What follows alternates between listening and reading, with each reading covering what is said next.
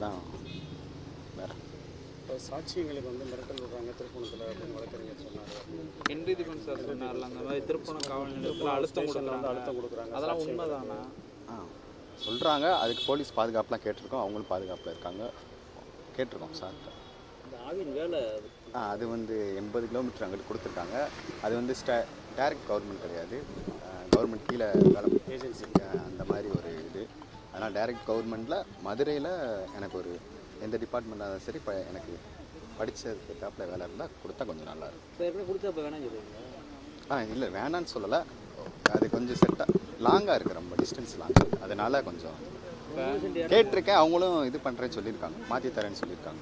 5 பேர் தான் உள்ள சிறைச்சாலையில் இருக்காங்க, 5 காவலர்கள் தான். இதில் யார் யாரெல்லாம் விசாரிக்கணும் உங்களுக்கு ஏதாவது ஏன்னா எஸ்பியெல்லாம் சொல்கிறாங்க, டிஎஸ்பிலாம் இன்னும் அரெஸ்ட் பண்ணல, வெறும் பணியை மட்டும் பிடிங்கிருக்காங்க. என்ன பண்ணணும்னு நீங்கள் நினைக்கிறீங்க? அவங்க விவகாரத்தில் உயர் அதிகாரிகள் யாருமே இல்லைன்னு சொல்கிறாங்க. அதாவது இல்லாமல் இருக்க முடியாதுல்ல. இவங்களுக்கு யாராவது உத்தரவு கண்டிப்பாக ஒரு ப்ரெஷர் கொடுத்துருப்பாங்களே, அவங்க இருப்பாங்க கண்டிப்பாக. அவங்களையும் விசாரித்து அவங்களுக்கும் சரியான தண்டனை கொடுக்கணும். அம்மாட்ட சொன்னீங்களா இந்த மாதிரி சிபிஐக்கு மாற்றிருக்காங்க? இல்லை, இனிமேல் நான் போய் தான் சொல்லணும். சரி, கட்சி இப்போ வந்து அந்த 3 சென்ட் இடங்கிறது ஏதோ காட்டுக்குள்ள தண்ணி இல்லாத இடத்துல கொடுத்துருக்கதா சொல்றாங்க. அது உண்மைதானா? அந்த 3 சென்ட் இடங்கிறது ரொம்ப குறைவான வேல்யூஷன் இருக்கிற இடம். இல்லை, வேல்யூஷனில் அது வந்து டெவலப் ஆகாத ஏரியா.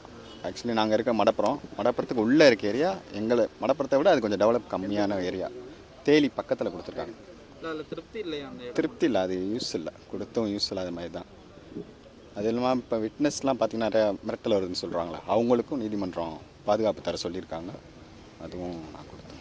இப்போ முதல்வருக்கு ஏதாவது கோரிக்கை வைக்கிறீங்களா? இந்த மாதிரி தரமில்லாத இடம், ஒரு அதிக தூரம், அதெல்லாம் வேணால், எனக்கு நீதி கிடைக்கணும். எங்கள் அண்ணன் வந்து ரொம்ப சித்திரப்பட்டு இறந்துருக்கேன். அதை நீங்களே பார்த்துருப்பீங்க. அதுதான். மதுரைக்கு மாற்றி கேட்குறேன். மதுரைக்கு ஏதாவது துறையில் இருந்தால், இந்த சுச்சுவேஷனில் நான் அம்மா மட்டும்தான் இருக்காங்க. நான் போய் வரதுக்கு ரொம்ப லாங்காக இருக்குது. மதுரைனா கொஞ்சம் கம்ஃபர்டபுளாக இருக்கும்னு ஃபீல் பண்ணுறேன். அவ்வளோதான் விஷயம். இது சம்மந்தமாக யார்ட்டையும் முறையிட்டிருக்கீங்களா?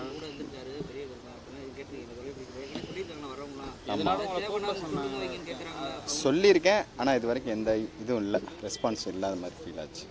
பண்ணித்தரேன்ற மாதிரி சொல்லியிருக்காங்க. சரிங்களா?